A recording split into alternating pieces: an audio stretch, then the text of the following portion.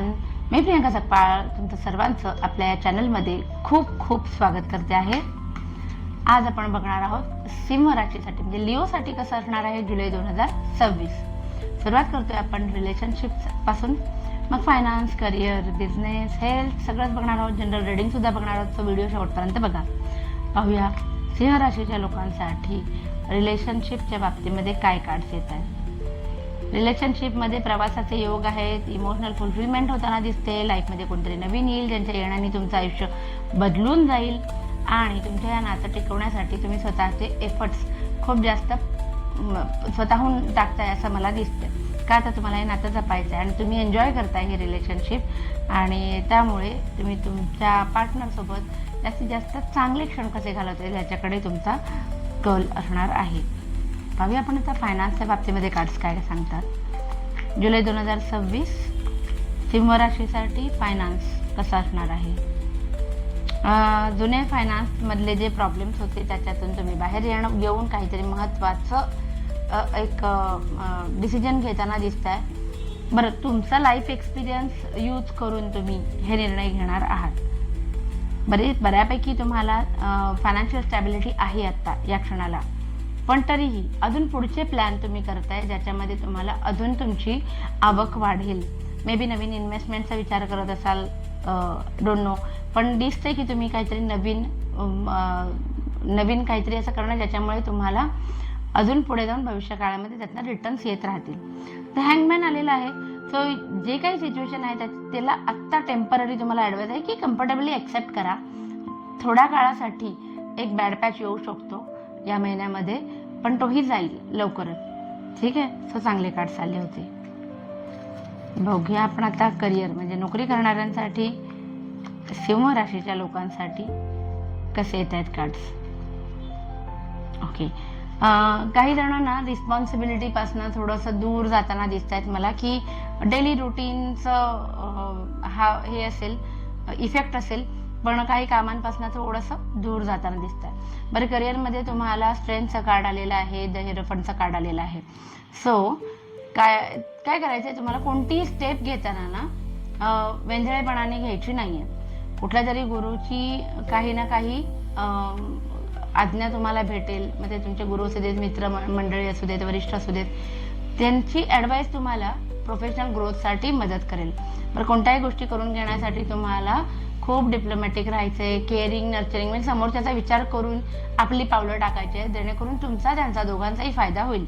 Good news येणार आहे. काही जणांनी अप्लाय केलं असेल तर नक्कीच तुम्हाला समोरनं होकार येण्याची शक्यता आहे. द हिरोफंट आलेलं आहे जे सांगतं की करिअरच्या बाबतीमध्ये सुद्धा जरा ट्रेडिशनल अप्रोच ठेवा. सतत आउट ऑफ द वे जाऊन किंवा out of the box thinking करून तुम्हाला यश मिळेलच असं नाही. कधी कधी जे रुटीन आहे त्याच पद्धतीने तोच चष्मा घालून तुम्ही बघा, तुम्हाला बऱ्याचशा प्रॉब्लेम्सवरती सोल्युशन तुम्हाला असंच सापडून जाईल. पाहूया आपण आता बिझनेससाठी कार्ड्स काय सांगतात. बिझनेसच्या बाबतीमध्ये कार्ड्स काय सांगतात.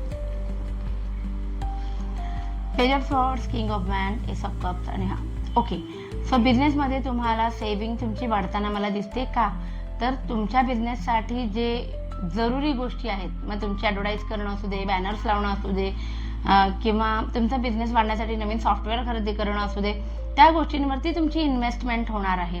लॉंग टर्म इन्व्हेस्टमेंट असणार आहे ती, आणि त्याच्यामुळे तुमची पुढे जाऊन भरभराट सुद्धा होताना दिसते. एस ऑफ कप्स आहे. या सगळ्या प्रोसिजरमध्ये ना तुम्हाला आतून आनंद मिळणार आहे. इमोशनल फुलफिलमेंट होताना दिसते. पेज ऑफ सॉर्ट्स आहे आणि बिझनेसमध्ये आलेलं आहे. सो हे एक अलर्ट करणारा पण कार्ड मी म्हणू शकेन, किंवा मी म्हणेन की ह्या महिन्यामध्ये तुम्ही थोडंसं लिबरल वृत्तीने असणार आहेत. आलेला क्षण एन्जॉय करायचा, पुढचं पुढे बघू असा सुद्धा थोडासा तुमचा ॲटिट्यूड असेल. पण सिरियसनेस बिझनेसमध्ये हवाच. तेवढी बाजू सांभाळून जे काही एन्जॉयमेंट करायचं आहे ते करा. बघूया आपण हेल्थच्या बाबतीमध्ये कार्ड्स काय सांगतात. हेल्थच्या बाबतीमध्ये कार्ड्स काय सांगतात. ओके. कोणताही निगेटिव्ह कार्ड आलेलं नाही आहे. हेल्थ उत्तम असणार आहे. काहीच प्रॉब्लेम नाही. हेल्थ उत्तम असणार आहे, नो डाऊट. बघूया आपले जे स्टुडंट आहेत त्यांच्यासाठी कार्ड्स काय सांगतात. कर्क राशीचे, सिंह राशीचे स्टुडंट्ससाठी कार्ड काय आहे. कार्ड सांगतंय की बरेच दिवसांपासनं तुम्हाला एक कन्फ्युजन होतं, योग्य काय अयोग्य काय, माणसं तुमच्या आजूबाजूची कशी आहेत कशी नाही त्याच्याबद्दल कन्फ्युजन होतं, ते या महिन्यामध्ये दूर होणार आहे. बरं, बरेचसे प्रमाणात तुम्हाला सिक्रेसी मेंटेन करायची आहे, तुमचे प्लॅन कोणाला सांगायचे नाही आहेत. काही गोष्टी घडतील तुमच्या मनाविरुद्ध, पण तुम्ही त्याला खूप स्ट्रॉंग ॲटिट्यूडनी फेस करणार आहात असं दिसतंय. Very good. बघूया आपण आता एक जनरल रीडिंग. कार्ड्स काय सांगतात तुमच्यासाठी. जनरल रीडिंग काय आहे. जनरल रीडिंग सिंह राशीसाठी जुलै 2026 साठी. खूप जास्त दगदग करताय तुम्ही. कार्ड्स विशेष चांगले आलेले नाही आहेत. ठीक आहे, विल एक्सप्लेन यू. कोणावरही विश्वास ठेवू नका, विश्वासघात होण्याची फार शक्यता आहे. खूप जास्त दगदग केल्यामुळे आजारपण येण्याची पण शक्यता आहे. तर ही दोन गोष्टी सांभाळल्या तर बाकी ठीक आहे. द फूल आहे, सो काही सिंह राशीच्या लोकांसाठी नवीन गोष्टी सुरुवात करणार आहात असं दिसतंय.